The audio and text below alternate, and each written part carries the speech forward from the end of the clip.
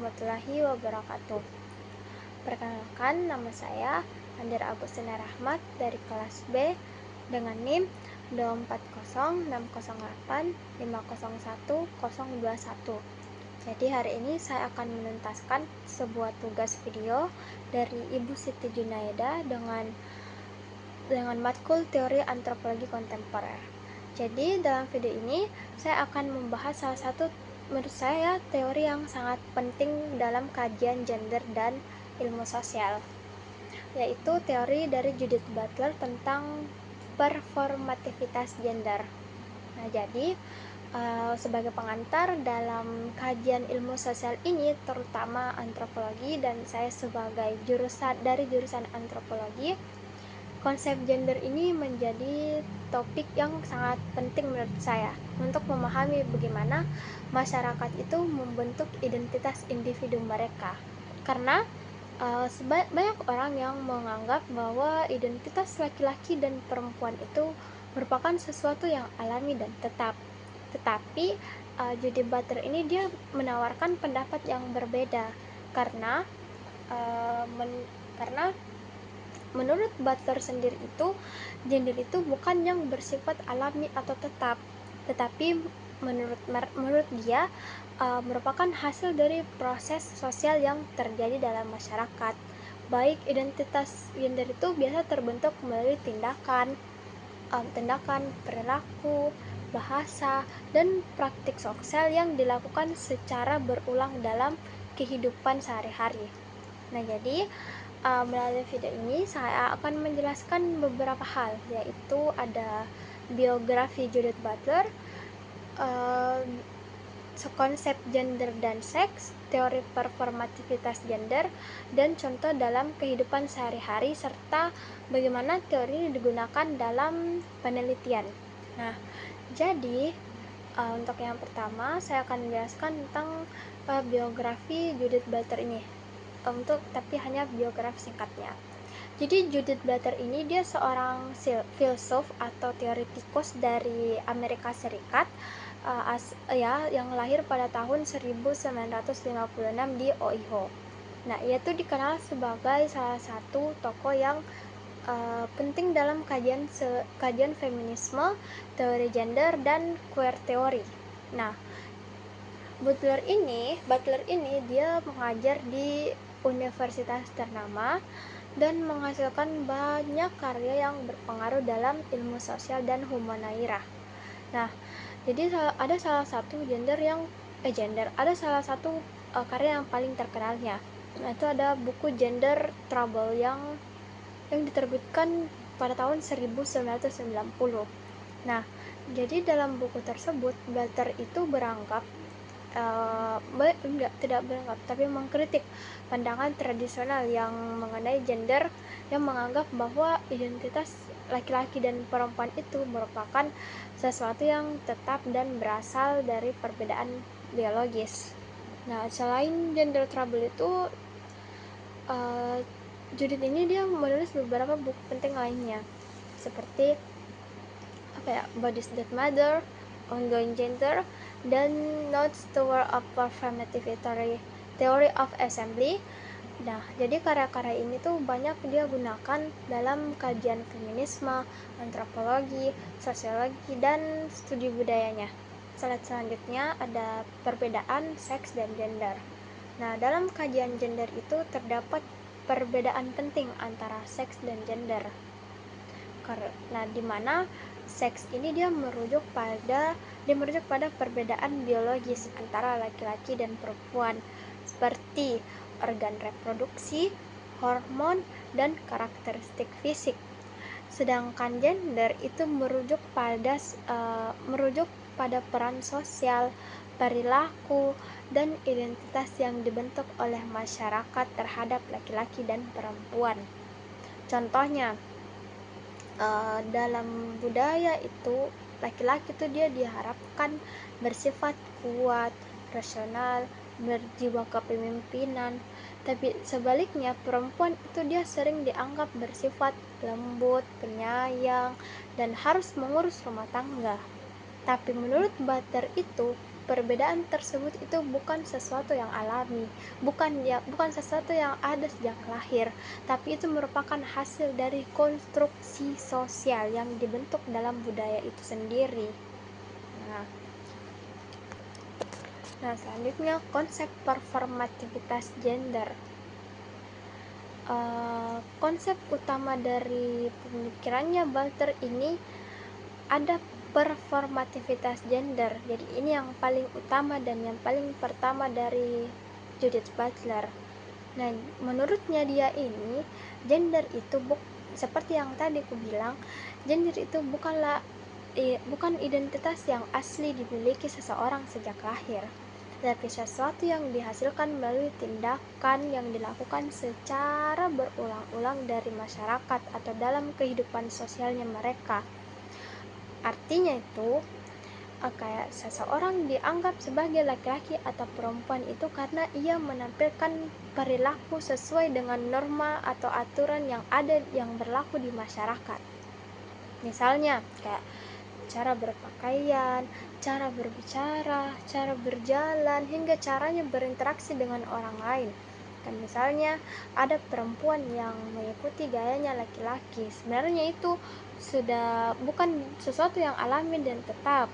Nah, tapi dari bagaimana dia dalam kehidupan sehari-harinya itu, bagaimana konstruksi sosialnya itu dia dan lingkungannya, begitulah dia caranya menampilkan gendernya. Ya, nah, terus ketika tindakan tersebut dilakukan secara berulang-ulang, nah, masyarakat ini dia kemudian menganggapnya sebagai identitas yang alami.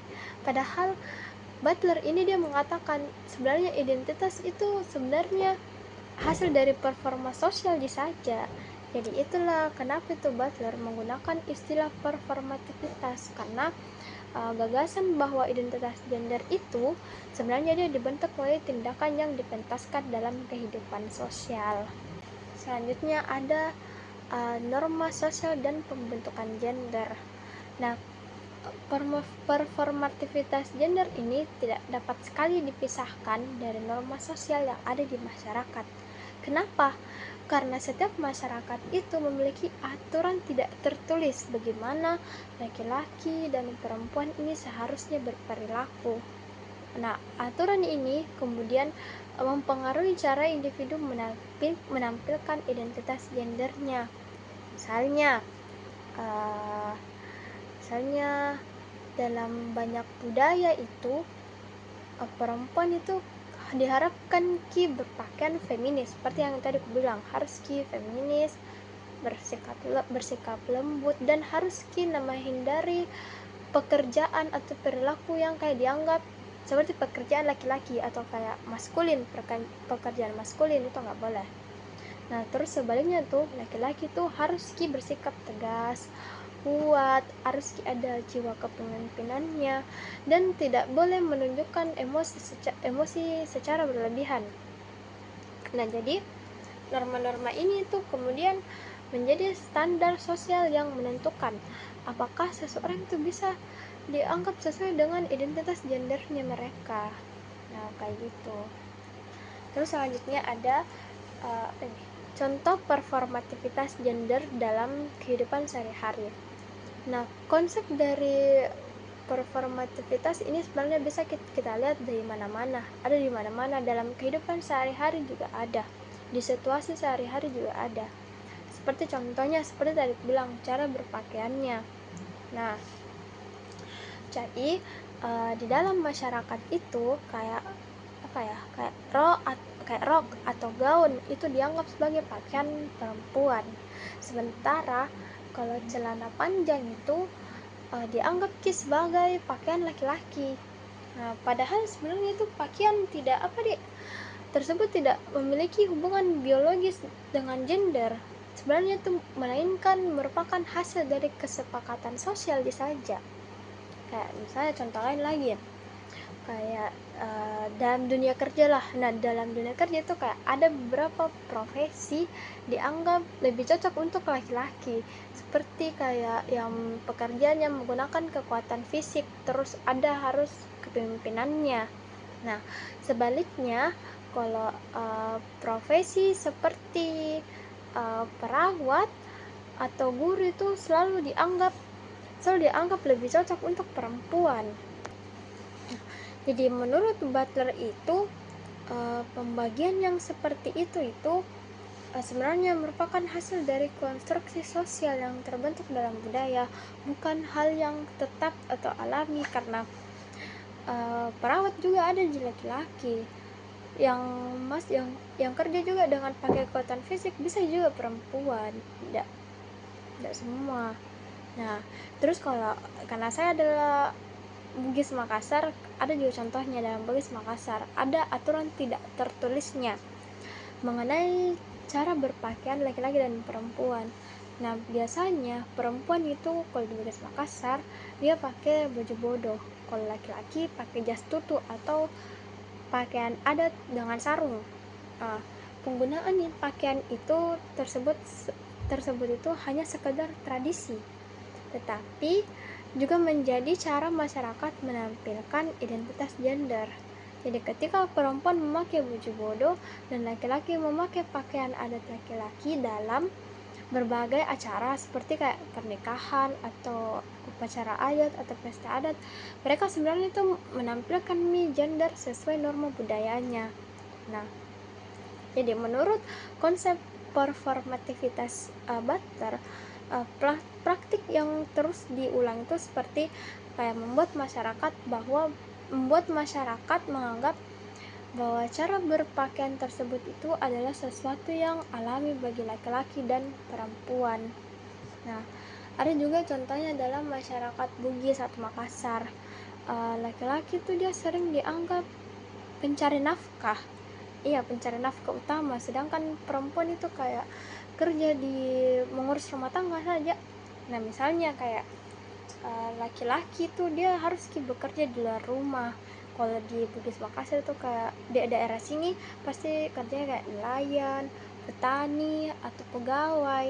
Nah, sedangkan perempuan tuh kayak mengurus rumah tangga, memasak atau menjaga anak. Nah, tapi teorinya Butler ini dia berbeda. Menurutnya pembagian peran ini tuh bukanlah sesuatu yang alami dan dimiliki oleh laki-laki atau perempuan, tapi menurutnya peran tersebut itu terbentuk karena kebiasaannya masyarakat, kebiasaannya sosial yang dilakukan secara berulang terus di masyarakat. Jadi ketika praktik ini terus dilakukan secara terus-menerus atau dari generasi ke generasi, nah masyarakat ini kemudian menganggap bahwa peran tersebut itu adalah identitas yang seharusnya. Oke, selanjutnya penggunaan teori Butler dalam penelitian. Nah, menurutku saya sebagai jurusan antropologi ini, menurutku ini teori bagus sekali untuk anak antropologi. Jadi karena sudah bisa juga lihat artikel, banyak artikel sudah saya baca tentang teori Judith ini dalam penelitian akademik. Nah, ada beberapa penelitian menggunakan teori ini untuk menganalisis representasi gender film. Misalnya ada film Clueless yang menunjukkan bagaimana karakter perempuan itu menampilkan identitas gendernya melalui caranya berperilaku, bahasa, dan gaya hidupnya. Terus yang kedua itu ada penelitian yang menggunakan teori Butler, yaitu film Brave. Dia kayak tentang kerajaan. Jadi ada satu karakter yang karakternya dia Merida. Tapi dia Merida ini digambarkan sebagai sosok yang berani dan mandiri. Jadi kayak berbeda dari stereotip putri kerajaan yang harus biasanya lembut, harus sopan, harus pasif gitu. Terus ada juga teori Butler yang digunakan penelitian sastra untuk menganalisis karakter dalam novel atau cerita pendek. Nah, jadi penelitian tersebut itu menunjukkan bagaimana identitas gender tokoh terbentuk melalui tindakan dan interaksi sosial dalam cerita. Nah, beberapa penelitian juga ini menggunakan bahwa bahasa itu memiliki peran yang sangat penting dalam performativitas gender, karena cara seseorang berbicara itu dapat menunjukkan bagaimana ia menampilkan identitas gendernya dalam masyarakat. Jadi bahasa juga itu, walaupun kita semua berbeda bahasa, kita juga pasti bisa tahu bagaimana mereka bisa menampilkan gendernya dengan cara mereka berkomunikasi. Nah, selanjutnya ada relevansi teori Butler dalam ilmu sosial. Jadi pemikirannya Butler ini memiliki pengaruh yang besar dalam berbagai bidang ilmu sosial, termasuk antropologi, sosiologi, dan studi budaya. Nah, kalau di dalam antropologi ini, teori Butler ini membantu peneliti memahami bagaimana sebenarnya identitas gender itu dibentuk oleh budaya dan praktik sosialnya dalam masyarakat tertentu. Nah, jadi teori ini juga membantu untuk menjelaskan kenapa itu konsep gender dapat berbeda antara satu budaya dengan budaya lainnya. Jadi, gender itu tidak dapat dipahami hanya dari aspek biologis saja, tetapi juga harus dilihat dalam konteks sosial dan budaya. Nah, adapun kritik terhadap teorinya Butler. Nah, jadi teori ini saya dapat kritik ini saya ada lihat di sebuah artikel. Nah, katanya meskipun ini sangat berpengaruh, tapi teorinya ini ada beberapa kritiknya. Beberapa akademisi itu dia berpendapat bahwa konsep performativitas terlalu menekankan aspek sosial dan kurang memperhatikan faktor biologis dalam pembentukan identitas gender. Tapi banyak peneliti tetap menganggap bahwa teori Butler ini penting karena memberikan perspektif atau pandangan yang baru dalam memahami identitas gender. Nah, teori ini juga membuka ruang diskusi mengenai keberagaman identitas gender dalam masyarakat modern. Nah, mungkin hanya itu dari penjelasan saya ini. Saya akan dari materi saya akan membacakan sebuah kesimpulan. Jadi judul Butler ini merupakan salah satu tokoh penting dalam kajian feminisme dari teori gender. Nah, melalui konsep performativitas gender, yaitu konsep utamanya, dia menjelaskan bahwa identitas gender itu bukanlah sesuatu yang tetap atau alami, tapi terbentuk melalui tindakan dan praktik sosial yang dilakukan secara berulang-ulang di kehidupan sehari-hari atau yang ada di masyarakat. Nah, di teori ini juga membantu kita memahami bahwa norma gender itu sebenarnya merupakan konstruksi sosial yang dapat berubah seiring waktu, seiring perubahannya zaman. Nah, jadi pemikiran Butler ini kita dapat melihatnya bagaimana identitas gender itu sendiri dibentuk melalui budaya, bahasa, perilaku, praktik sosial, dalam masyarakat. Jadi karena itu teori ini tuh menjadi salah satu kontribusi paling penting dalam kajian ilmu sosial, khususnya dalam antropologi juga hubungan antara identitas, kekuasaan, dan budayanya. Oke, untuk sebagai penutup saya akan membacakan referensi. Saya mempunyai ada 6 referensi dari beberapa artikel. Yang pertama itu ada dari Kakoliris. Dia dengan judul Judith Butler on Gender Performity. Ini jurnal. Dia diterbitkan pada tahun 2025. Terus ada Kencana. Ya, dengan judul Performative Gender dalam Fitur Bahasa oleh Toko Nimona. Analisis pragmatik berdasarkan teori Judith Butler. Dia nama jurnal itu Adjectiva Educational Language and Literature Study. Terus ada Kasana. Dia ini penulisnya ada 3 orang. Ini juga dari jurnal. Judulnya Performativitas Kebahasaan dan Perilaku Perempuan dalam Teks Film Tuhan Izinkan Aku Berdosa. Jadi ini kayaknya dia tentang film Tuhan Izinkan Aku Berdosa, karena saya juga pernah nonton ini film. Ternyata memang juga bagaimana itu perempuan berekspresi dengan kehidupannya yang berbeda nih. Terus kurosan, performativitas identitas gender dan seksualitas dalam novel Imarah Yakobian karya Ala Al-Aswen dari jurnal Mimesis. Terus ada Sirait, Gender Performativity in Movie Clues. Oh, ini tadi based on the Judith Butler's approach, jadi jurnal linguistik terapan. Terus yang terakhir dari nama Syukur, gender dengan judul Gender Performativity in Sutherland's Runaway. Ya, ini juga dari jurnal dan terbit pada tahun 2025. Jadi mungkin hanya itu dari saya. Semoga apa yang saya bisa baca hari ini, apa yang bisa saya pahami, bisa saya ingat terus kembali dan saya bisa lakukan dalam kehidupan sehari-hari. Wabillahi taufiq wal hidayah. Lebih dan kurangnya mohon dimaafkan. Assalamualaikum warahmatullahi wabarakatuh.